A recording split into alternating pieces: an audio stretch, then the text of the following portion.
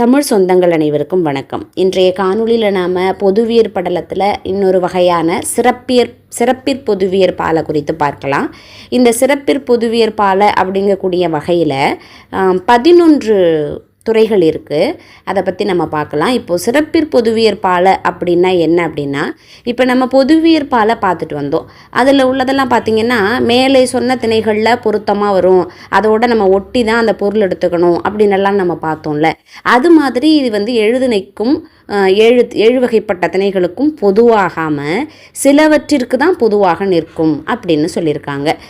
தொல்காப்பியர் என்ன பண்ணியிருக்கிறார், இந்த துறைகளை காஞ்சி திணை சூத்திரத்துக்கு உரைக்கப்படுவன அப்படின்னு அவர் சொல்லியிருக்கிறாரு. இப்போ நாம் அதனுடைய துறைகளாக பார்க்கலாம்.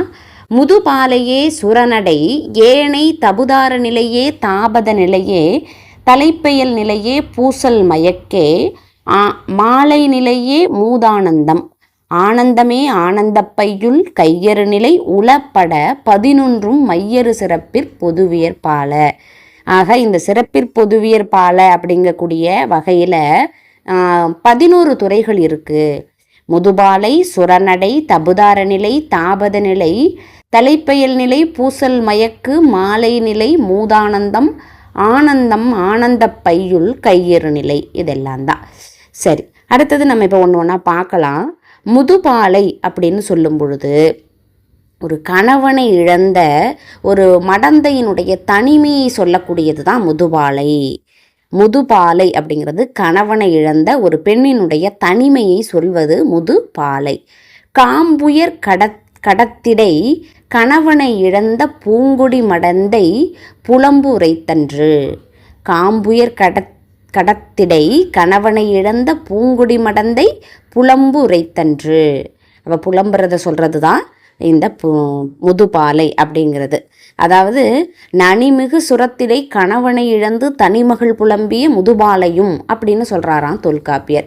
பாலை அப்படிங்கிறதே பிரிவு தான், ஆனால் இது பார்த்திங்கன்னா பெரும்பிரிவு, அதனால தான் இதை முதுபாலை அப்படின்னு சொல்கிறோம்.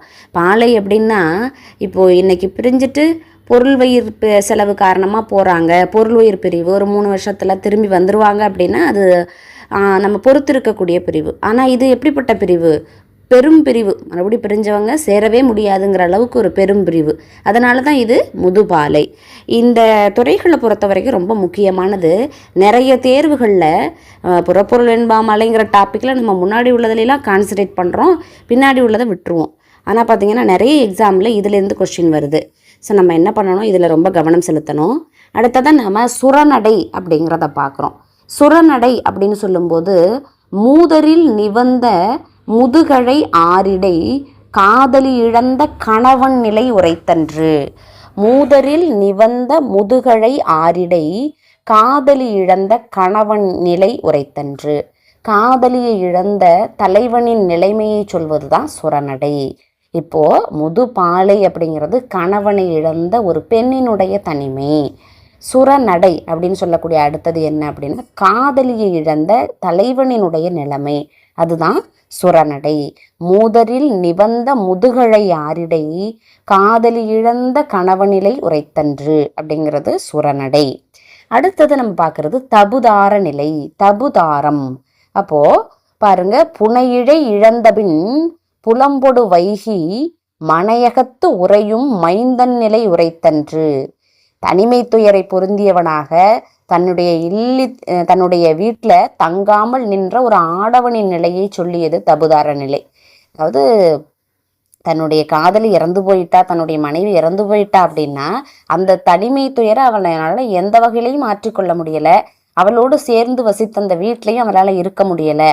அப்படிப்பட்ட ஆடவனினுடைய ஒரு நிலையை சொல்வது தான் தபுதார நிலை. தாரம் இழந்த நிலை தான் தபுதார நிலை அப்படின்னு சொல்கிறாங்க. காதலி இழந்த தபுதார நிலையும் அப்படின்னு தொல்காப்பியர் சொல்கிறாரு.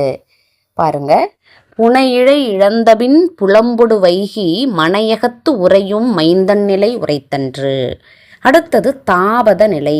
தாபதம்னா என்ன? ஒரு நோன்பு நிலை, அதை குறிக்கக்கூடியது தான் தாபத நிலை. குறுந்தலர் கண்ணி கொழுநன் மாய்ந்தன கருந்தடங்கண்ணி கைமை கூறின்று. இது சுலபமாக தான் இருக்குது. குறுந்தலர் கண்ணி கொழுநன் மாய்ந்தன கருந்தடங்கண்ணி கைமை கூறின்று. குறுந்தம்பு மலரை மலரும் கண்ணியை உடையோனாகிய தன்னுடைய கொழுநன் இறந்தானாக. கொழுநன்கிறது இந்த இடத்துல கணவன்.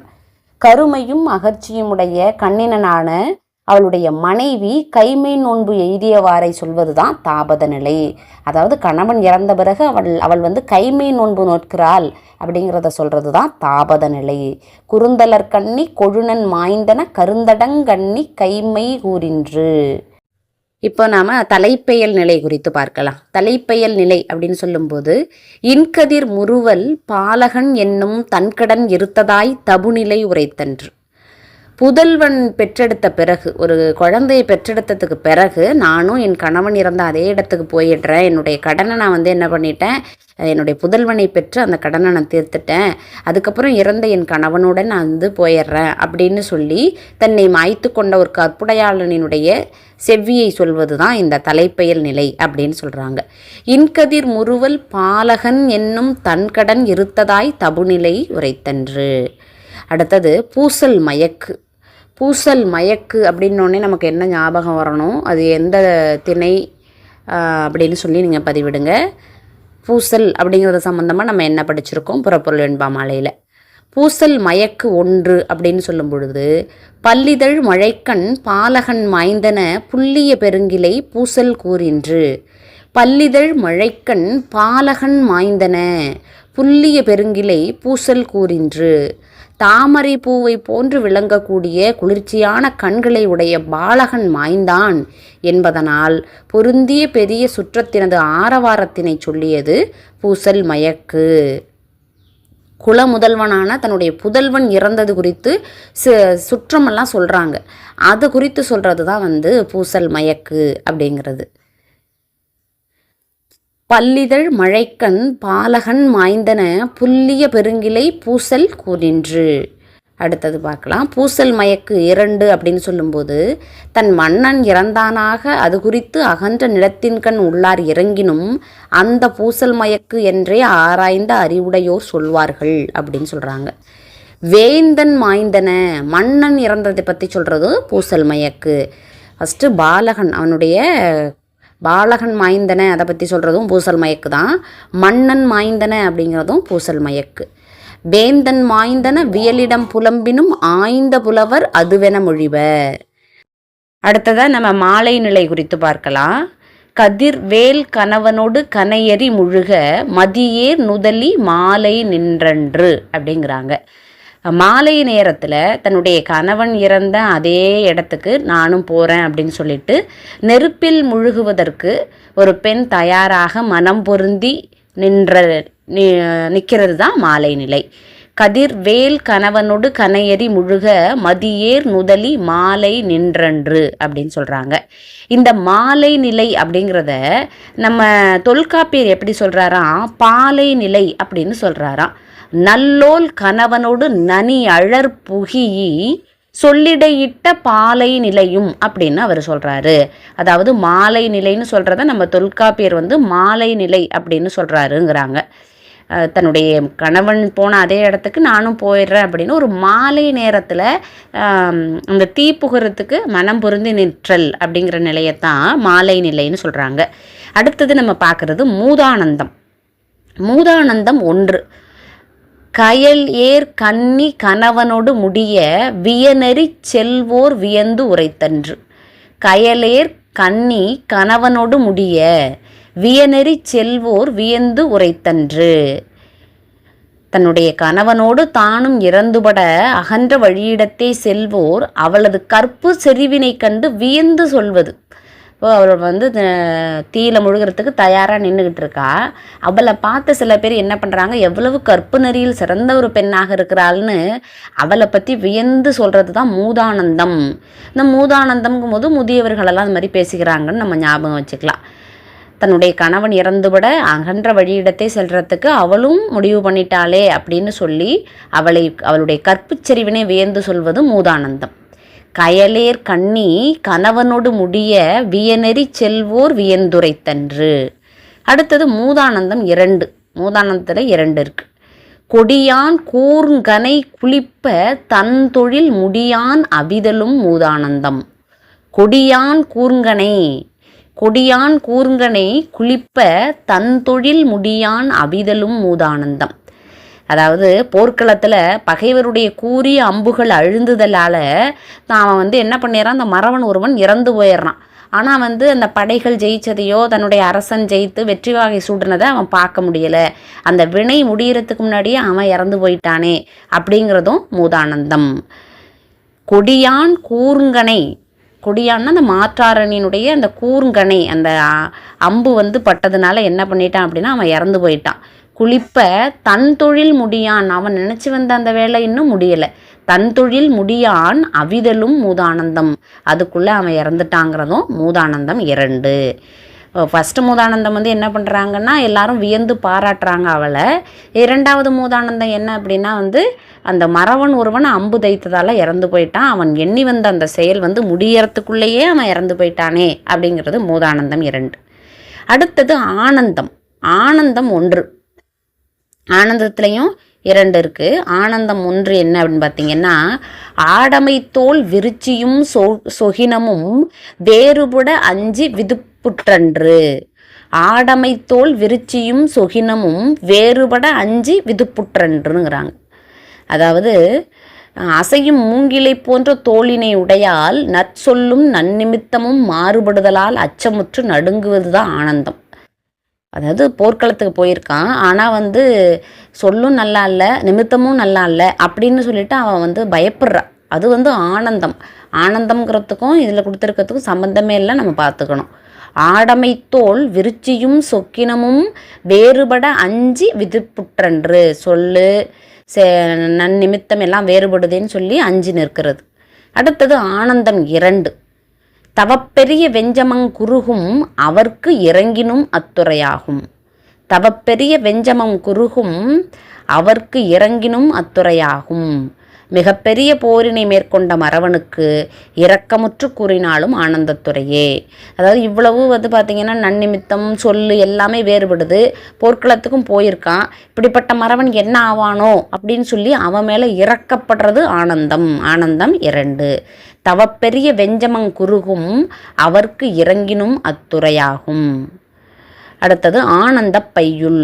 ஆனந்த பையுள் அப்படிங்கும்போது விழுமங்கூற வேய்த்தோல் அறிவை கொழுநன்வீய குழந்துயங்கின்று.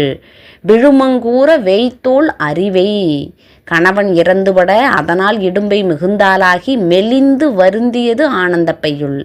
அறிவை கொழுநன்வீய குழைந்துயங்கின்று. விழுமங்கூற வேய்த்தோல் அறிவை கொழுநன்வீய குழைந்துயங்கின்று.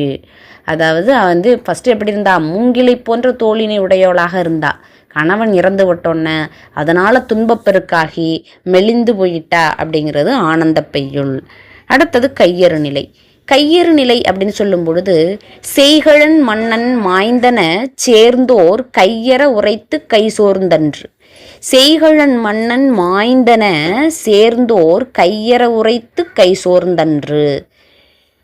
அந்த மன்னன் போரிடையே இறந்து போயிட்டான் அப்படின்னு அவனை சேர்ந்தோர் தம்முடைய கையறவினை உரைத்து செயலற்று நிற்பது கையறு நிலை. அடுத்தது கையறு நிலை 2.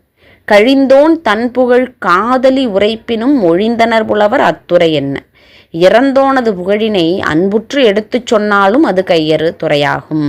அதாவது இறந்து போயிட்டான் அப்படின்னோன்னா அவனுடைய புகழை எடுத்து சொல்றது, அதுவும் கையறு நிலை. இதை யார் சொல்லுவாங்கன்னா அறிவுடையோர் சொல்லுவாங்களாம். கழிந்தோன் தன் புகழ் காதலித்து உரைப்பினும் மொழிந்தனர் புலவர் அத்துறை என்ன. இப்போ சிறப்பிற்பொதுவியற் பாடலை நம்ம பார்த்ததை தொகுத்து பார்த்தரலாம். முதல்ல நாம் சொன்ன முதுபாலை அப்படிங்கிறது காட்டில் கணவனை இழந்த ஒரு மடந்தையினுடைய தனிமையை சொல்வது முதுபாலை.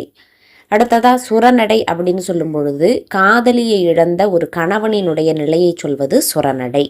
அடுத்தது தபுதார நிலை, மனைவியை இழந்த கணவனினுடைய நிலையை சொல்வது தபுதார நிலை. அடுத்ததாக தாபத நிலை அப்படின்னு சொல்லும் பொழுது கணவனை இழந்து கைமை நோன்பு நோக்கின்றவளின் அந்த நிலையை சொல்வது தான் தாபத நிலை. அடுத்தது தலைப்பெயல் நிலை அப்படின்னு சொல்லும் பொழுது புதல்வனை பெற்ற பிறகு அந்த தாய் தன் கணவனுடையவே சேர்ந்துடுறேன் அப்படின்னு சொல்கிறது தலைப்பெயர் நிலை. அடுத்ததாக பூசல் மயக்கு. பூசல் மயக்கு 1 அப்படின்னு சொல்லும் பொழுது குலமுதலாகி அந்த செல்வன் மறைந்தான் அப்படின்னு சுற்றத்தார் சொல்கிறது. அடுத்தது பூசல் மயக்கு 2 அப்படின்னு சொல்லும் பொழுது வேந்தன் இறந்தான் அப்படின்னு நாட்டவர் வருந்துறது பூசல் மயக்கு 2.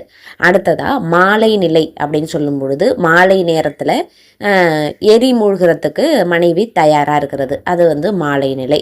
அப்படி அந்த எரி மூழ்குவாளை பார்த்துட்டு இந்த கண்டோரெல்லாம் வியந்து கூறுதலும் வியந்து கூறுதல் என்ன அப்படின்னு பார்த்தீங்கன்னா மூதானந்தம். மூதானந்தம் 1.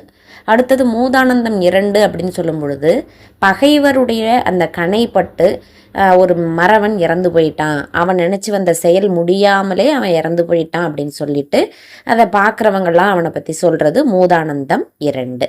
அடுத்ததா ஆனந்தம் அப்படின்னு சொல்லும்போது ஆனந்தம் 1 அப்படின்னு சொல்லும் பொழுது விருச்சி நிமித்தம் இது எல்லாமே மாறுபடுது. இதை பார்த்துட்டு ஒரு தன்னுடைய கணவனை நினச்சி ஒரு பெண் நடுநடுங்கி போகிறது தான் ஆனந்தம் 1. அடுத்தது ஆனந்தம் 2 அப்படின்னு சொல்லும் பொழுது அந்த விருச்சி நிமித்தம் எல்லாமே மாறுபடுது. இருந்தாலும் அவன் என்ன பண்ணுறான் அப்படின்னா மேற்கொண்டு போருக்கு போகிறான். அப்படிப்பட்ட அந்த மாறுபாடான அந்த நிலைமையும் அவன் போருக்கு போகிறதையும் பற்றி சொல்கிறது ஆனந்தம் 2. அடுத்ததா ஆனந்த பையுள் அப்படின்னு சொல்லும்பொழுது அந்த பெண் அப்படியே இழைச்சி போயிடுறா அப்படின்னு சொன்னோம் இல்லையா. கணவன் இறந்த உடனே அடுத்த கணமே என்னுடைய உயிரும் பிரிஞ்சிருக்கணுமே அப்படின்னு சொல்லிட்டு அந்த நிலை குறித்து நினச்சி அவளுடைய உடல் என்ன ஆயிட்டு இழைச்சி போயிட்டு அப்படிங்கிறது ஆனந்த பையுள். அடுத்ததா மன்னன் மாய்ந்துட்டான் அப்படின்னு சொல்லி அவனை சேர்ந்தோரெல்லாம் செயலற்று இருக்கக்கூடியது. அதுவும் இறந்தோனினுடைய புகழை கூறி உலகத்து உயிரது சுழற்சிக்கு இறங்கியதும் கையெறு நிலை அப்படின்னு சொல்கிறோம். இந்த காணொளி உங்களுக்கு புரிஞ்சிருக்கும்னு நினைக்கிறேன். நன்றி, வணக்கம்.